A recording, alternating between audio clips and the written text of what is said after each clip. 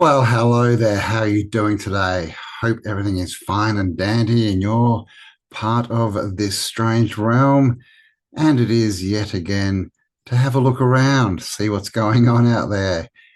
And as always, don't believe anything I say. Don't believe anything you hear on the videos. This is all about being autodidactic, which means to be self-educated. It's all about gathering information, building reference points, and coming to your own conclusions. So buckle up, let's jump into it. Your life is about experiencing this life and whatever that means to you. Go out there and do things because you just want to give it a shot. Do it. Throw yourself into the fire. Go do the things that you've thought about doing. Go do the things that you say you're going to do in the next lifetime, in this lifetime. Good advice. Get out there and get into it, right? Like those ads from the 1980s in Australia. Life, be in it. Don't throw yourself into a fire, though. How do the occultists actually train their pineal gland? Part 2. This is what an occult book from the 1950s lays out after you've already built the foundation of imagining each sense on their own. At the start, the rule was simple. Never overlap two senses, but now we combine them. Start with one object and two senses. Picture a clock on the wall and at the same time hear it ticking. After you've built the foundation of each sense, this should be a lot more vivid. Once you can do that with normal objects, move on to entire environments. Imagine things like an entire forest. See the trees around you. Hear the birds. Feel the wind on your skin. Start with 30 seconds, but work up to 5 minutes of immersing yourself in this entire environment. Now you're going to do it again with your eyes open. Again, you hear the birds, you feel the wind, you smell the environment. This is a lot harder, but if you can accomplish this, you already have a highly developed pineal gland. These are the exercises from step 3 of the initiation into Hermetics. There are 10 steps total, and if you don't have the foundations,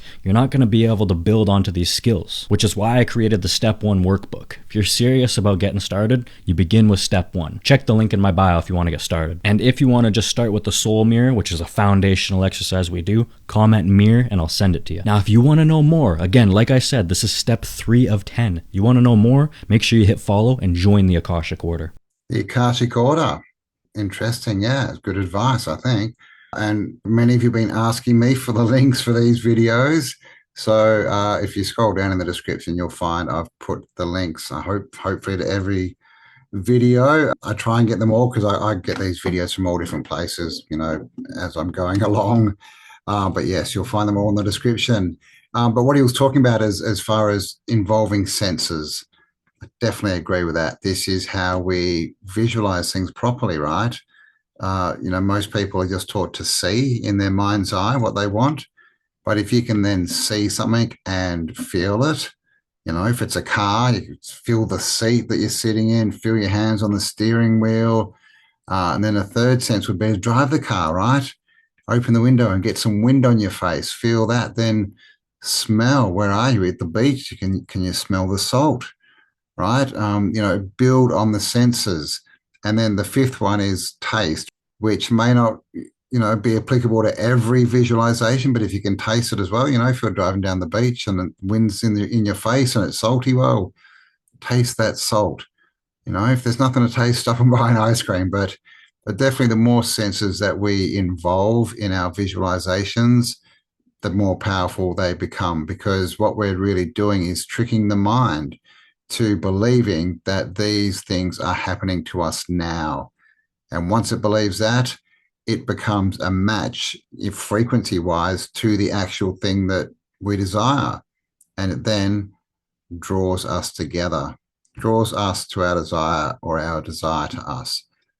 So visualize. But yes, let me know in the comments, do you use these techniques? Do you use visualization a lot? Do you put other senses into it? And what are your results?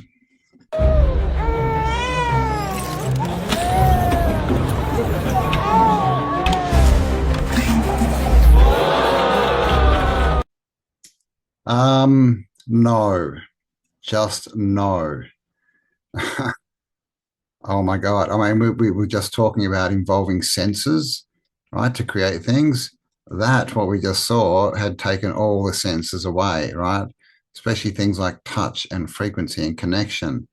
And the people in the background, like being happy and applauding that like it's something good. What disgraceful human beings. I mean, that is the future that these, dystopian psychos want, or at least they want us to think they want it. But it's not going to work, right? They've done tests, pretty horrific tests, but they did them back in the 50s where they basically had babies and they didn't touch them, newborn babies, and a lot of them ended up not surviving that process. Not surviving that process because we as humans need human touch, especially as babies. We need the energy of other people, especially our mothers. So that was just disturbing. And right now, you've got millions of people competing for who's the most broken, collecting mental illness badges of honor like they're fucking Pokemon. We are living in the fucking biggest victim era I have ever seen. Everybody's traumatized, everybody's triggered, everybody has a diagnosis, a label, a reason why they can't do the things that they know they need to be doing in the first place. And no, I'm not saying your pain is not real, I'm saying that they have weaponized it against you. They taught an entire generation that your wounds are your identity, that healing is so hard that you just need to medicate it, that accountability is toxic and standards are oppression. And right now you've got millions of people competing for who's the most broken, collecting mental illness badges of honor like they're fucking Pokemon, making therapy a personality trait instead of a tool, turning I can't into the biggest flex. But nobody's asking the obvious question. Who actually benefits from a population that believes they're too damaged to function? Think about it. Broken people don't build, they just consume. Broken people don't question, they comply. And broken people don't threaten the system because they quite literally depend on it. A victimized, medicated, distracted generation is the easiest one to control. And they've spent decades engineering exactly that and ensuring that you will never see it.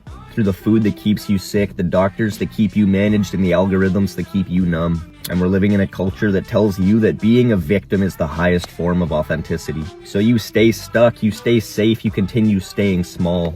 But if anybody dares to get up and do something about it, we're the problem. You can call me crazy, but I call it living in reality. I've been at rock bottom, shattered bones, my kneecap, my wrist, living in my car with nobody coming to save me, no safety net, no followers, no fucking clue what I was doing. You know what finally got me out of that? I had to stop being the victim.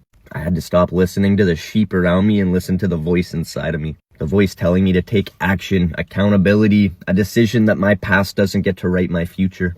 And if you're still here, that pit in your stomach right now is not a disorder. That is your soul rejecting the script that they handed to you. That's the part of you that knows that you were built for so much more than this. They don't want warriors, they want patience, they don't want sovereign minds, they want managed symptoms. Your pain that you went through was supposed to be a teacher, not a life sentence. So wake the fuck up. Poor little me syndrome. It is rampant at the moment, and it definitely doesn't do anyone any favors. All it does is keep you stuck in a box. And I've said it before, right? The easiest way to win a war, to take over a people, is to make them give up, right? Make them surrender. Much easier than fighting them, right? And that's what's happened, is people have willingly given up and given over their power, which we do every time we go to elections, right? We vote someone into power. We literally give them our power. So yes, I hope you're not stuck in that at the moment. If you are, or if you feel you're in there a little bit, like really the only way out of that is to climb out yourself.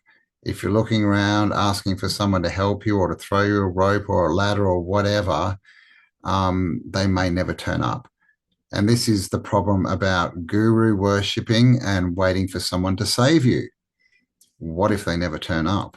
Now, I've been travelling around structures for many years, documenting that everything is directly connected to water.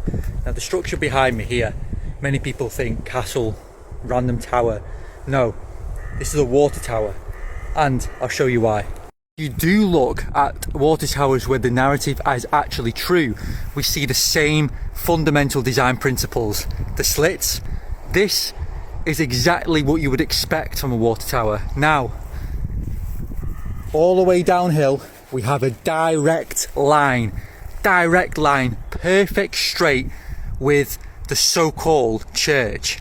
However, this is not a church. Your perception has been misled. That is directly also linked to the water grid. Now, the water would have been sent, the living water would have been sent right through the centre of that structure, and obviously would have used it in some way. I can't believe this right now. I've just gone to the building and I didn't see this before. I swear on my life, it says water tower.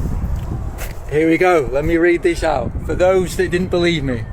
So the mainstream narrative says that this water tower was built in 1882 after the drought of 1870 caused them to rethink things. Now, all nonsense again, like I always say, these were never built in the 1800s. It doesn't ever say about energy lines, about geometry, about, you know, layers and water, the way it interacts with vibration. This is the mainstream narrative, I keep saying. And I'm finding so much videos to show put on my Instagram here in Scotland, and I'm going to be obviously showing you in my book to come, and I'm going to be discussing the lies of the dates of these buildings. A horse and cart civilization that took poo out of the window with smelly streets and smog and factory workers did not build this entire energy grid with living water, with vibration, with knowing the depth of the consciousness of water and energy. 3 water towers apparently in this structure that held almost 200,000 gallons each. Now what if, I'm going to just put it out there to see what you all think, there is no such thing as castles and the entire history has been a lie? What if they maybe were used for that after, but their original function was never ever war? These were built to pump water around the towns and the cities on a mass scale. Look at the size of this structure. I'm telling you, if anywhere else this would have been labelled as a castle, but for some reason they've given a true narrative of this place, or at least a half-truth. Yeah, well, castles are, I've been questioning castles for a long time. Clearly, that they weren't built for war. Maybe they were built for water. What do you think? Is this what a lot of these towers are that we're questioning? What are they doing there? Are they airship airports? Are they something else, or are they water towers? I don't know. Let me know in the comments. But interesting that castles all have moats, right? That's what we're told. Anyway, they're surrounded by water. And, he pointed to the church down the street, the cathedral, the structured water, anyone? But I've looked at a lot of cathedrals and many of them still have, or at least they tell you, they've got these massive like cisterns underneath them, these massive areas that are full of water. Is that where they structure it? Run it through a structure? I don't know, because with cathedrals we have all the cymatics, right? We have the rose windows, we have the organs, right? The bells. We know that frequency can structure water and can, program it, right? So Jimmy Kimmel got fired by Disney over his comments on Charlie Kirk's death. On the surface, it looks good. It's showing us that Disney has good values, but we gotta be careful here, because who owns Disney? Vanguard, BlackRock, and State Street. The same people that own Pfizer and Moderna. So when it was time to push the murderous vaccine and shame the unvaccinated, Jimmy did what he was told, but somehow he never got fired for it. On the flip side, Disney fired Gina Carano for calling out the vaccine mandates. So we have to understand, there is no right and there is no left. There is just an agenda to keep us divided and control our perceptions. They own Fox and they own CNN. They own Disney and they own Netflix. And they're giving us the illusion of choice. And every time people start to wake up, they throw us a bone and sacrifice one of their own to make us feel good, like when they fired Stephen Colbert. Let's not hate the left or the right. Instead, we have to be smart and disconnect from the propaganda that's coming from the top.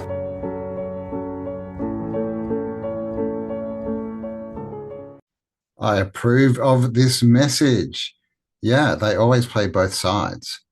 Always, right? And as you just saw there, the big three, BlackRock, State Street, and Vanguard, they own both sides. So they play us off against each other. It's the same as politics, right? I think we all understand at this point that the politicians are all owned by the same people, or bought and sold by the same people. So, they control both sides of the narrative. And this is what I've been talking about a lot recently, as far as, conspiracy theories, or whatever you want to call them. That everything that we're looking into, we have to understand it's controlled. Everything that's put out to us is controlled. It's done for a reason. Yes, I do believe there is a good force out there and that it's not controlling everything. But in general, most of these narratives, these rabbit holes that we can get lost in and spend a lot of wasted time in, they are propagated, right? They come from one source and are then just blown into a million pieces for everyone to run around and chase and try to put back together. And when you do, you realize that none of it's true, right? Again, classic example is Atlantis, right? Three lions from Plato, or Sitchin, the whole Anunnaki hunting, getting gold, coming down here to gold, and turning us from apes into men, and all this kind of stuff, and all of the theories, really, not all of them, but so many of them. If you look into them and the origins and where they came, you'll find they all come from one place, which means it's been put out there for a reason. It's a script, it's propaganda, and they want you to spend a lot of time down that rabbit hole, because when you do that, you're not watching what they're doing, right? You're not watching what's really going on. I don't think Jesus is coming back. Not really. I think Christ is coming back, and the return of Christ, like the second coming of Christ, it's like this return of consciousness, this remembering of who you are, this elevation. It feels like there's two transhumanist agendas going on. One's transhumanism turning into robots, and one's transitioning from a lower base frequency to a higher base frequency, more conscious, more aware, more aligned with nature, more remembered, more whole, more integrated, more embodied, more aligned with a new frequency of humanity that is moving into a new age, right? And then there's the other one, the transitioning to no gender, robots, artificial intelligent assimilation and things like that. Christ is returning. We're in the age of Aquarius. Truth is returning. So the apocalypse is the thinning of the veil. The truth between the lines is easily seen in this time. So it's a good time to be alive. Enjoy it. Well, you may as well enjoy it. You're here anyway, right? Like, why be gloomy about it? Christ consciousness, I think I agree with that, is what's returning, not some man, some physical sun as in the sky, right? Son of God. That's all what certain groups want you to believe. Of course, the Bible is the most edited book in history at least that we know of, right, in this turn of the wheel. The most translated book as well, right? The most messed with book, and the book that's had the most information taken out of it, right? What are we left with at the moment? I think it's 66 books, interesting number. That's in both the Old and the New Testament together. Now, don't quote me on this, but I'm pretty sure that is both books. It used to be over 100 books. It was 100 and over 130. I can't remember the numbers, but I think they've taken, close to 100 books out of it, right? So what we get as the Bible is just a very small, very edited, very translated thing, which has basically been turned into a control device.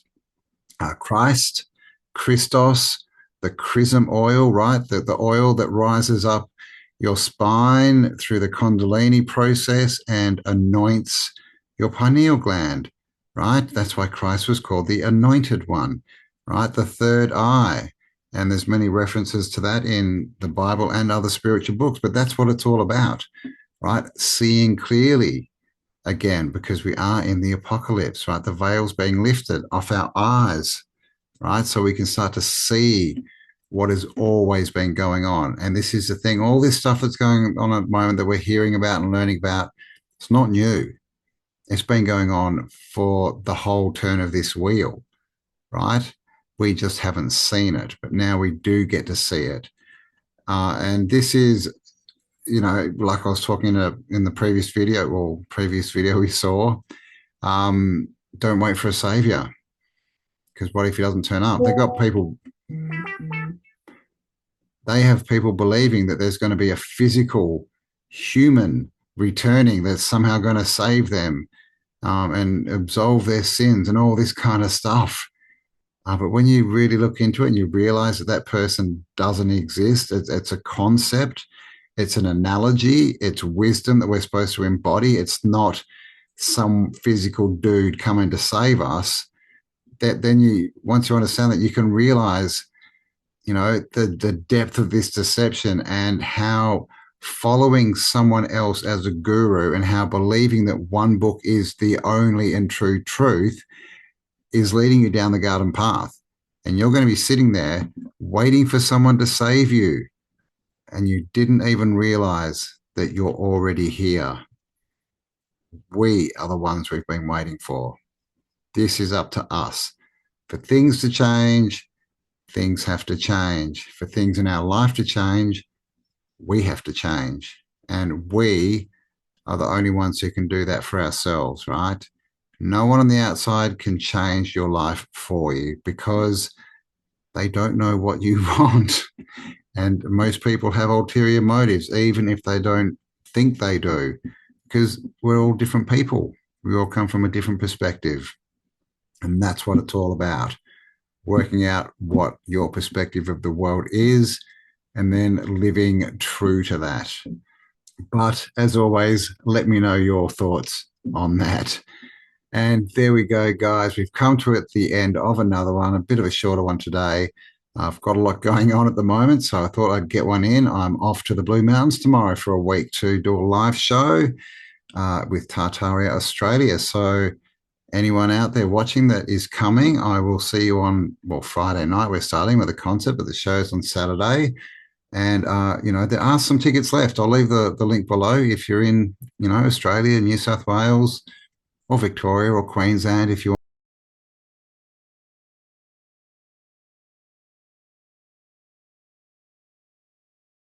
please do give me a like, leave me your comments, let me know what you thought, hype the video up if you can, and of course share it around, and make sure you subscribe so you don't miss any of my upcoming content. But most of all, stay awesome, because you are. And I'll talk to you in the next upload. Bye for now.